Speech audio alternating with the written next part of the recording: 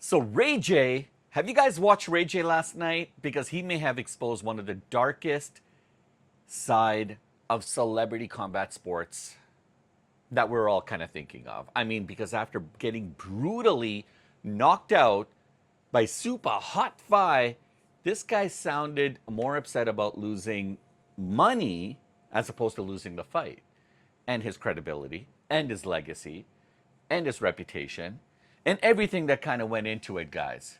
Yeah. Let me explain, guys. Let me explain. Trust me. I mean, wow. First of all, I love Adin Ross. I love his entertainment. I think it's absolutely crazy. But this story gets way, way deeper than just a viral knockout. I mean, a lot of you guys probably just watched the knockout because, I mean, the fight went on pretty late. So I don't know how many of you guys actually watched it. But after the fight, the comments that Ray J made during the interview is what kind of is creating a lot of controversy because, I mean, this event, like, it raises a lot of questions about where where combat sports is actually headed. And a lot of people are actually talking about the fight itself. Was it rigged, perhaps? You know, was there some kind of an inside deal? But the point is, I mean, it's all entertainment, right? But I mean, when you got entertainment and sports and combat sports mixing together, it starts to get a little bit dangerous. And this is what a lot of people are kind of alluding to. But so let me kind of give you a little bit of a deep dive into this.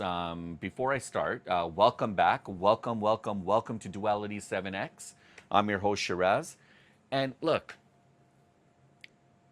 Brand Risk 14 was great. I mean, it started off with boxing, and then from boxing, it went to MMA. It was really good. I mean, the boxing was actually really good. There was a lot of great fighters, to be honest. Some of the MMA fights are a little questionable, but nonetheless, I mean, it's pure entertainment. And you know, the fact that it happened at the Meta Apex Center in Las Vegas, it was absolutely crazy. So you know, Adin Ross had a lot of praise for Hunter Campbell and Dana White of the UFC for kind of helping make that happen, but it was pretty good. But anyways, guys, this story with Ray J, and if you guys know anything about Ray J, I'll explain who Ray J is if you're not familiar with Ray J. But I mean, this story is absolutely insane. I watched it. I watched it till its end, actually. And I mean, yeah, yesterday was fight weekend, right? I mean, you had Alexander Usyk taking on Ricky Verhaven. That there's some controversy surrounding that. Hamza Shiraz. But then look, last night, Adin Ross held his Brand Risk, you know, his crossover combat sports event card, Brand Risk 14. It happened, as I mentioned, in Las Vegas at the UFC Meta Apex Center. And, you know, honestly, whether people want to admit it or not, I think these events are really starting to become part of our fabric, you know, in combat sports. They're becoming a real force in fight entertainment. I mean, when you have the likes of Dana White, Hunter Campbell, you know, reportedly helping make this venue situation possible for Adin and entertaining this, it tells you a lot about where sports entertainment is headed, right? I mean, this is that very, very kind of fine line, you know, between influencer entertainment and actual combat sports business. And it's starting to get thinner and thinner and thinner to the point where we're going to see a lot more of these crossover events. I mean, Alexander Usyk took on a kickboxer in Ricky Verhaven yesterday in the Gloria in Giza, and it was for the WBC, WBA belt. So, I mean, what does that tell you? But this Brand Risk event that happened, I mean, it was a lot of chaos in there. A lot of chaos. I mean, you had former Heisman Trophy winner, former NFL and CFL player Johnny Manziel, Johnny Money Manziel, or now he calls himself Johnny Football Manziel, making his MMA debut against Bob Menery, who's like a social media influencer in the main event. And I'll talk about that maybe tomorrow or the day after. But I mean, the fight that everyone was talking about was the fight between Ray J and Fire. Supah Hot Fire. I almost called him Supah Hot Fly. So if you're thinking, was it that Ray J? Yeah, that Ray J. Also known as well, his real name is William Norwood Jr. He's a you know, a very famous singer, rapper, actor, reality TV personality, and he happens He just so happens to be Kim Kardashian's ex-boyfriend, and he took on Supah Hot Fire. Hard for me to say this name. I don't know why, but he's a legendary internet meme figure, social media influencer. And I'm not a rapper. You know, he was in the I'm not a rapper videos. But I mean, look, I mean, I'm going to be honest. When this matchup was first announced, I didn't even, I honestly didn't even know what I was actually looking at. I saw not the weigh-ins, but when these guys got together and some weird stuff was said from Ray J. Is a little bit of a weird character. But I mean, it felt absolutely crazy. It was very random, but somehow I think I mean a lot of people watched it, including myself, and I was highly entertained. I mean, that's the power. That's the power of internet combat sports right now, right? I mean, you don't need to have rankings and hierarchy and structural format. I mean, you don't need title belts. I mean, you just need curiosity, guys. And this fight, I mean, had curiosity all over it. It was absolutely insane. So, I mean, a lot of celebrities in the audience, a lot of UFC personality, a lot of big names. Chris Brown was in attendance, and apparently sent Ray J a message before the fight saying that don't lose and don't die. Okay, so yeah. If you guys watch the fight, you guys know why I'm struggling with my words a little bit because it was very interesting to say the least, right? I mean, the these guys were in the ring, and suddenly I mean I didn't even know where to begin, guys. Ray J got brutal. Look, bottom line is Ray J got brutally knocked out. He got knocked out in the second round, this wasn't some playful uh, exhibition style kind of a format, celebrity sparring session. This was ugly. It was brutal. Hence the word brutal. So round one, you could see it was kind of like all Ray J. You know, Super Hot Fire wasn't even landing a punch. He was just moving around. He wasn't throwing any punches. It's almost like he was kind of trolling Ray J. Even like the commentators, like Adin Ross and some of the panelists, they were getting upset. Adin Ross was getting really furious. It's like, I don't know what the hell I'm watching here. What's going on here? He hasn't even landed a punch. And Ray J was coming out aggressive. He was trying to, trying to get that forward pressure, trying to land some heavy hits.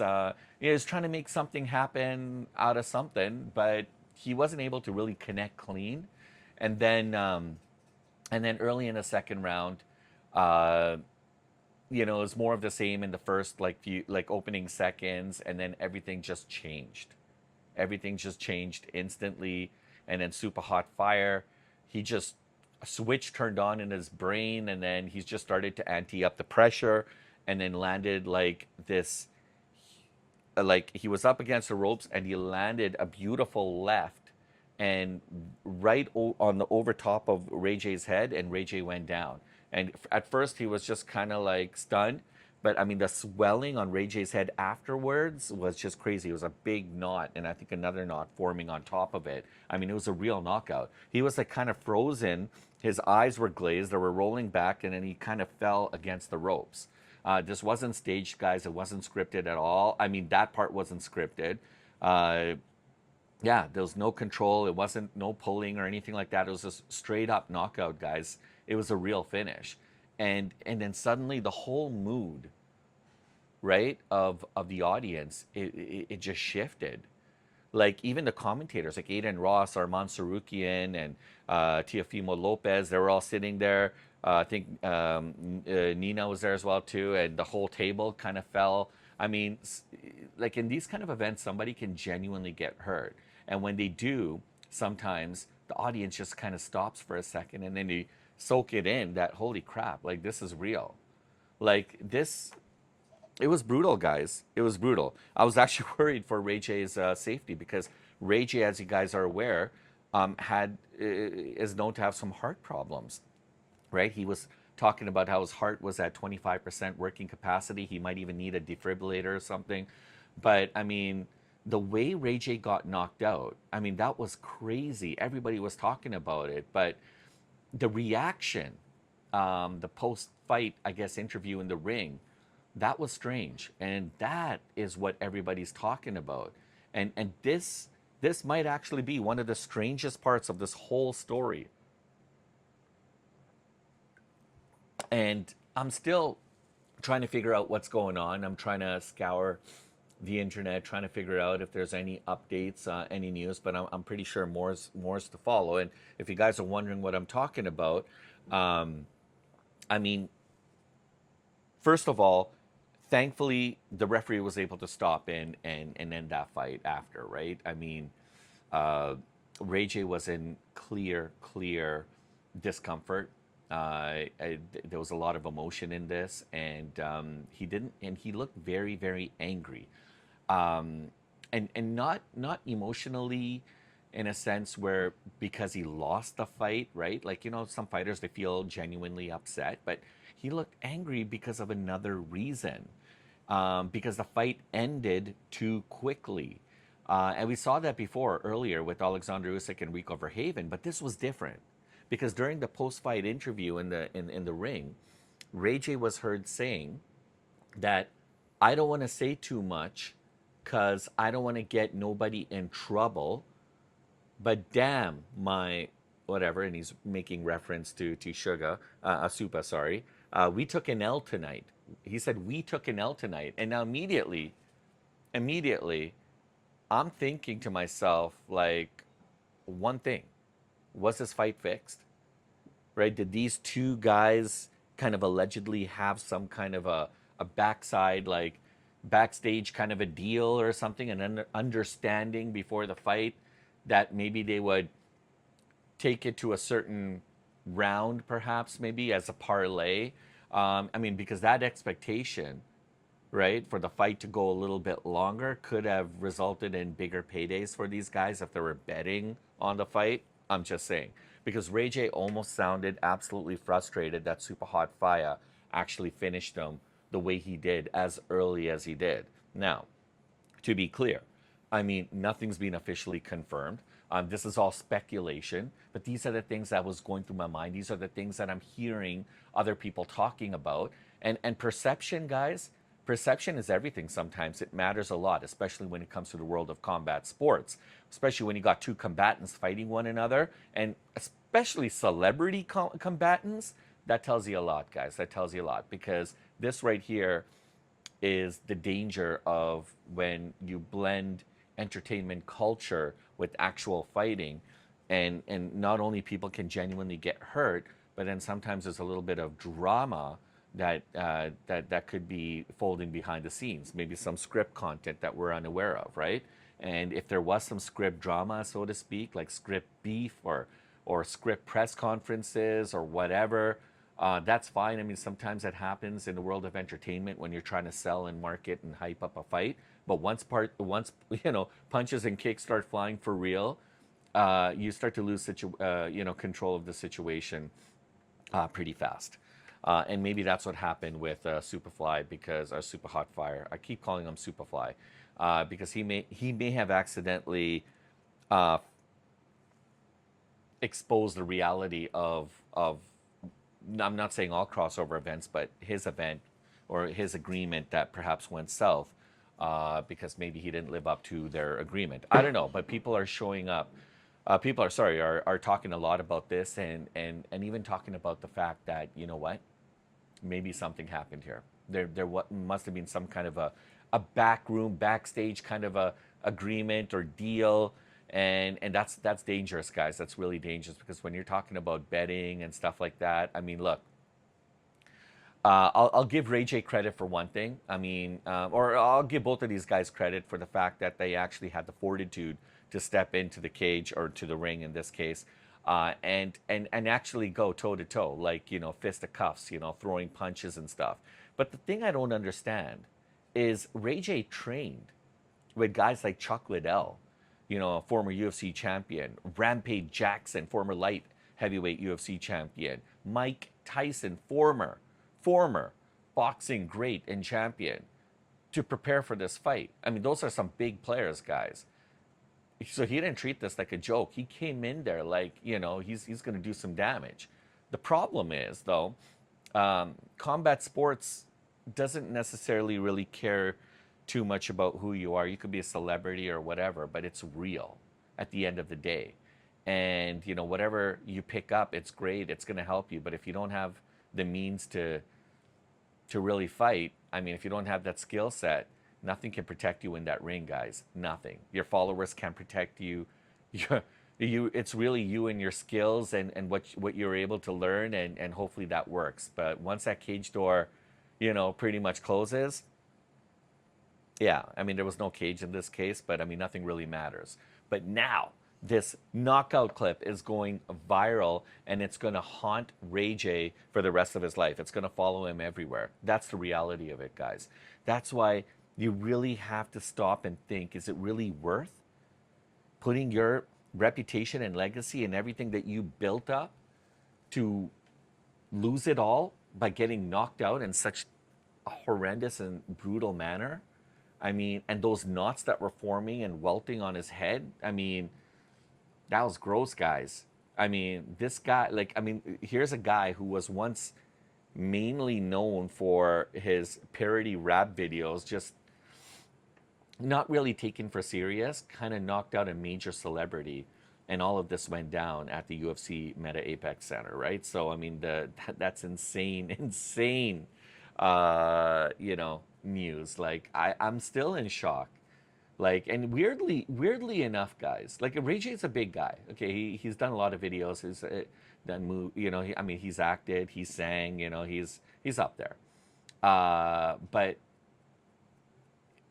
I'm still like, how did he not win this? He got training from some of the best fighters in the world. I mean, he was supposed to understand the timing better. I mean, he didn't seem like he was panicking and stuff like that, but that's what makes us really crazier. Did Ray J know something that we don't know? Because now it looks like he was stunned. He was caught off guard, and now people are going to start asking: Is Supah Hot Fire legitimately one of the better celebrity combat sports fighters right now, or did he stun Ray J? Like, Ray J was probably not expecting this to happen, so he kind of let his guard a little bit loose, and he got stunned in a knockout that wasn't potentially supposed to happen. I mean, I don't know. I mean, this tells you how bizarre this story is becoming, and how bizarre this event was to begin with. So, anyways, guys, there's a lot of questions. I know for a fact. I'm pretty sure that some information is going to be spilling soon, but a lot of people are starting to question it. Even the panelists and people that were commentating were like, well, what's he talking about? But again, we're not talking about necessarily the knockout itself, because that in itself was brutal. That will continue to go viral, fortunately or unfortunately for Ray J. But I mean, he's not known to controversy, right? I mean, he dated Kim Kardashian in those videos. Well, anyways, but influencer events, guys, are no longer side attractions, in my opinion. I never thought they were, to be honest. A fight's a fight, guys, honestly. It's just, I mean, they're pulling major audiences now, major sponsorships, major attention. So there's a lot of eyes on influencer, hybrid and combat sports, crossover events like this. And honestly, when you're connected to like a real fight infrastructure like the UFC Meta Apex Centre, and then you got the likes of UFC personalities around. I mean, Dana White and Hunter Campbell were there, and then you had some UFC security guards, I guess. I mean, that tells you a lot, guys, because eventually regulators, promoters, I mean, athletic commissions, I mean, all of these guys are going to really have to decide at some point what these events really are, what they stand for, and maybe at some point they're even going to get rankings, perhaps. I don't know. I mean, are these going to be classified as exhibition events, tournaments, real fights? I mean, I think they're real fights. I mean, a fight's a fight, guys. You have, like, honestly, you've got influencer fighters who may not have a lot of experience fighting, and then you got very skilled elite fighters who are ranked fighters But at the end of the day, they're still fighters, right? I mean, it's just a skill level, honestly, that separates them. But Ray J's comments, guys, afterwards only added more fuel to the conversation. He didn't have to say anything, but he looked visibly upset to the point where he felt he had to say something. And that in itself, I think, starts to become very uncomfortable, a very uncomfortable decision. I mean, for the entire influencer world of fighting, MMA, boxing, but I'm sure Adin probably had some words with him after, and I think I mean, it didn't look good. I don't think it looked good, but I mean, I don't think the story is done. I don't think it's over. I mean, not even anywhere close. But people are gonna ask and question um, the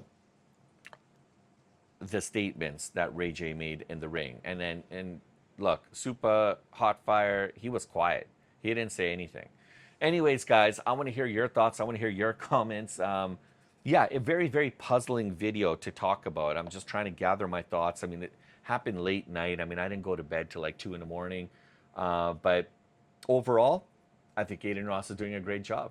I love it. I can't wait. I mean, in a weird, cringy way, I can't wait to see what happens next, guys. Anyways, what do you guys think? Did you guys watch it?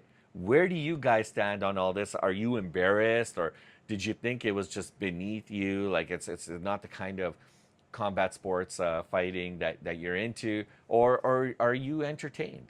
Do you think this kind of these kind of events are good for business, or do you think they're damaging the business? Anyways, guys, I want to hear your thoughts and comments. And before you guys leave, please smash a like and subscribe, hit the notifications so you guys never miss a beat, and try to catch one of these two unbelievable videos, of course, at your convenience. That's your homework until we meet again tomorrow.